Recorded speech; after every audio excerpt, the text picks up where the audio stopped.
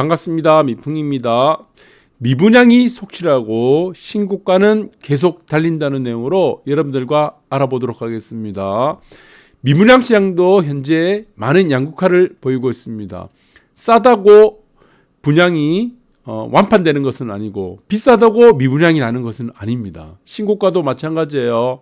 신고가가 나는 이유가 무엇입니까? 파는 사람이 비싸게 팔겠다는 겁니다. 사는 사람은 그 가격을 받아들이고, 그리고 우리가 부동산에서 하락거리가 나타나는 이유가 하나입니다. 파는 사람이 싸게 파는 겁니다. 그래서 이런 부분들이 지금 양극화가 계속 일어나고 있다. 그래서 미분양은 계속적으로 속출할 수 있고 신고가는 앞으로도 계속 달린다. 좀 더 자세히 알아보도록 하겠습니다. 눈치싸움 치르내진 청약시장. 이제 청약시장도 이 청약시장이 기존에 있었던 우리가 청약만 당첨되면 어느 정도의 시세차익이 나왔다. 그런 상황들이 있었지만 지금은 완전히 옛날 얘기가 돼버렸습니다. 그래서 밑에 보시면은 입지 가장 중요하죠.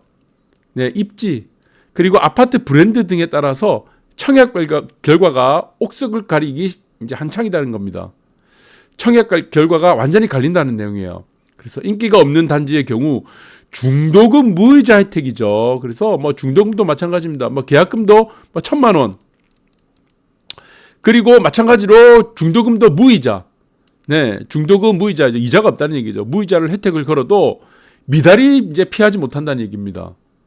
그래서 아무리 싸게 내놔도 청약이 이제 미달이 되는 경우도 있는데 아무리 비싸게 내놔도 청약이 완판되는 경우 이것들이 나타나고 있다는 겁니다. 이 청약 시장에도 엄청난 지금 양극화가 일어나고 있다. 그것을 결정하는 것은 가장 첫 번째도 두 번째도 입지입니다. 입지. 그래서 이제는 청약만 당첨되면은 무조건 시세 차익을 얻는 그런 시대는 이제 끝이 났다. 이렇게 보면 될 것 같아요. 그러면은 지금 신고가가 달리고 있는 아파트들은 어떤 아파트들입니까? 여러분들 한번 곰곰이 생각해 본 적 있습니까? 제가 작년부터 꾸준히 말씀드렸습니다. 그러면은 정말 신고가가 나오는 아파트들은 어떤 아파트들이고, 그리고 그런 아파트들은 어떠한 공통점을 가지고 있고, 그리고 앞으로는 어떻게 신고가가 계속 이어질지 아니면은 변화가 될 것인지를 한번 알아봐야 될 것 같아요. 그래서 대표적입니다. 압구정 현대 80억도 신고가 쳤어요. 그래서 지금 신고가라고 말하는 거는 지금 신고가죠. 이거는 올해입니다. 올해 2022년 기준이에요. 작년 기준이 아닙니다. 그런데 이것을 지금 언론에서는 재건축 호재라고 나왔어요. 재건축. 이거 재건축 호재라고 생각해서 압구정 현대가 신고가를 친다고 생각하는 거는 완전 초보입니다. 이거 초보. 이 사람들은 여기서 이제 부동산 하시면 안 돼요. 완전 초보예요. 그래서 이거는 재건축과 관계 없습니다. 지금부터 단정적으로 말씀드릴게요.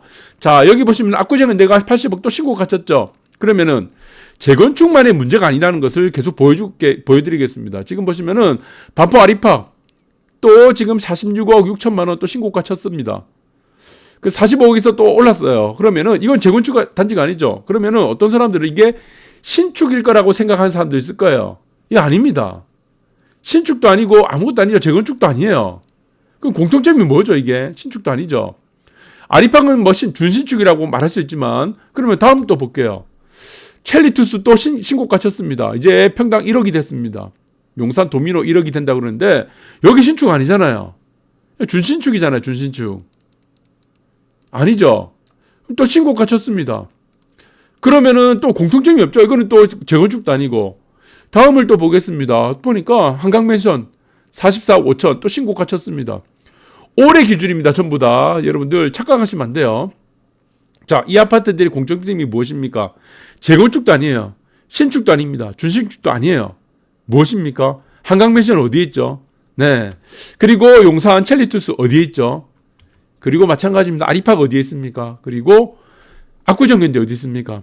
다 말씀드렸습니다. 제가 몇 달 전에 작년 중순부터 다 말씀드렸어요. 한강 일선으로 간다고 다 말씀드렸습니다. 제가 얘기를 했을 때 모든 사람들이 다 이거 부정을 했습니다. 한강 일선 아파트로 다 간다. 그러면은 마찬가지입니다. 이렇게 지금 보시면은 한강이 이렇게 있습니다. 이렇게 굽이치겠죠. 여기서 이렇게 굽이치는데 여기서 압구정이라 칩시다. 용산이라 치고 여기는 반포라 칠게요. 대충 그리겠습니다. 여기를 다 어디로 간다고 그랬습니까? 어디로? 시간이 갈수록 어떻게 간다고 그랬습니까? 이게. 이 화살표가 커집니다, 계속. 이것의 효과는 무엇이라고 했습니까? 인구 감소입니다, 이게. 인구 감소가 이렇게 만드는 거예요. 인구 감소에 대한 사람들의 지금 안전자산으로 가려고 하는 그런 욕망입니다, 욕망. 아파트는 실거주에 대한 사항보다는 욕망이 가장 크다는 겁니다. 신고가를 만드는 건 욕망입니다. 전부 다. 그래서 마찬가지다. 여기서 뭐 용산 있고, 여기는 어디겠습니까? 여기는 뭐 성수권이라 볼게요. 뭐 이렇게 보겠습니다. 여기는 압구정. 다 어떻게 됩니까? 신고가를 치는 곳이 다 어디예요? 한강변이죠, 한강변. 뭐 용산하고, 뭐 용산권하고, 뭐 여의도라 칠게요. 여의도가 아니고, 지금 용산구. 네, 그렇게 보면은 마찬가지다. 전부 다 반포권도 마찬가지죠. 이 한남이라 볼게요, 한남. 어차피 용산구니까. 그래서 이런 부분들의 공통점은 재건축도 아니고 신축도 아니다. 네. 그래서 한강변으로 간다. 이 말이 결국에는 입지다, 입지. 어떤 입지입니까? 한정입지라는 겁니다. 한정입지. 희소성. 이 부분을 제가 지금 몇 수십 번 얘기했습니다. 몇 수십 번.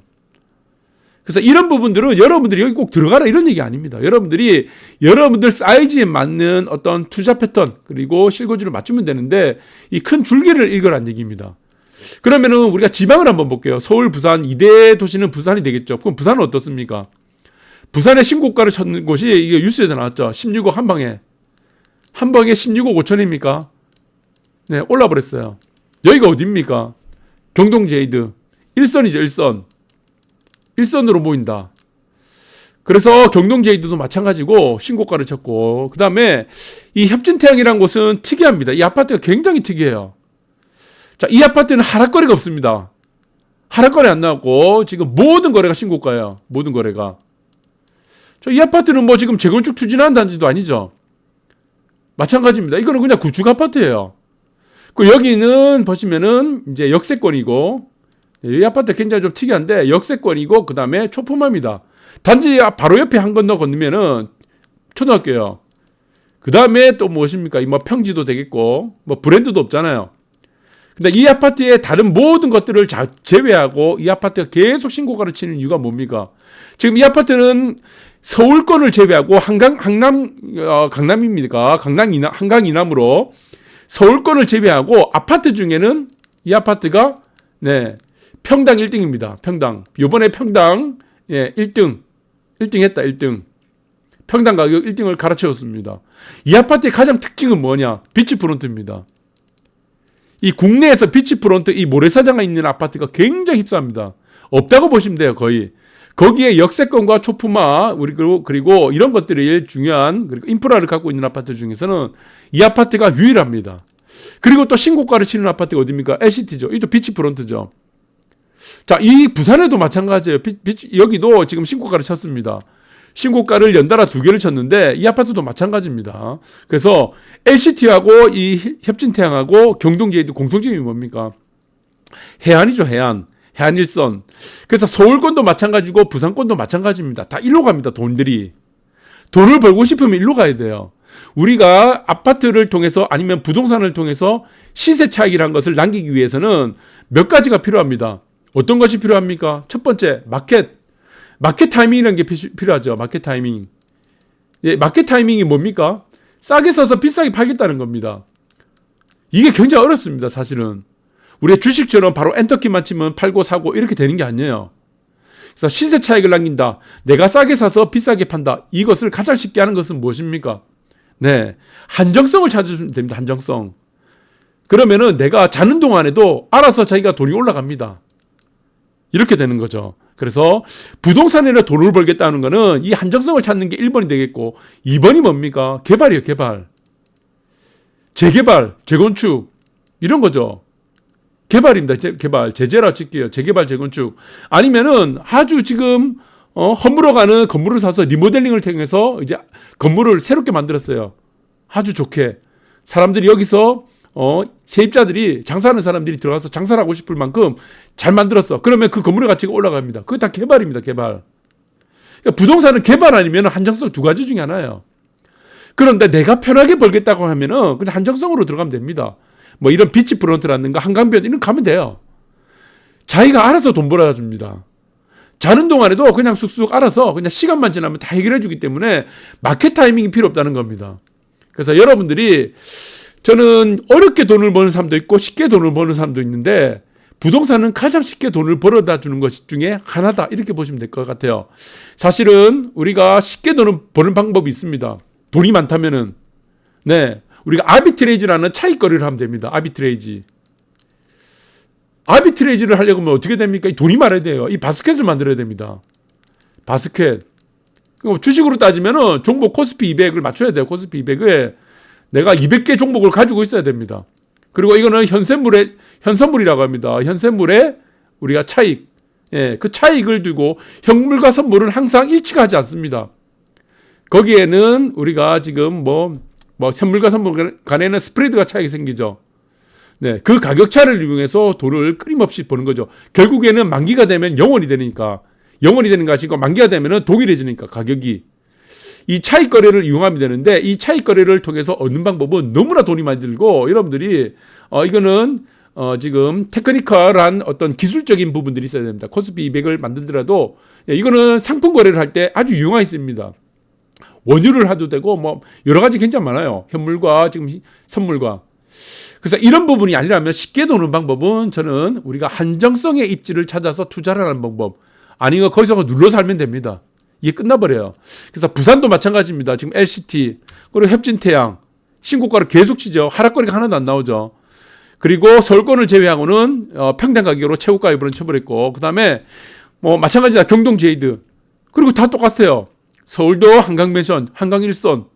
그리고 여기도 마찬가지죠. 한강일선이죠. 첼리투스. 그 다음에 반포 리버파크, 한강일선, 압구정의 한강일선. 그러니까 여기서는 신고가를 치는 곳과, 우리가 분양시장에서도 미분양이 되는 곳과 아니면 완판이 되는 곳, 특징들이 모두가 동일하다는 겁니다. 모두가 동일해. 아주 메커니즘이 간단하다는 겁니다. 네. 그래서 이러한 공통점은 무엇이냐? 결론적으로 말씀드리면은 생산이 안 된다는 겁니다. 생산이 안 돼요. 왜? 한정적이니까. 제한돼 있어요.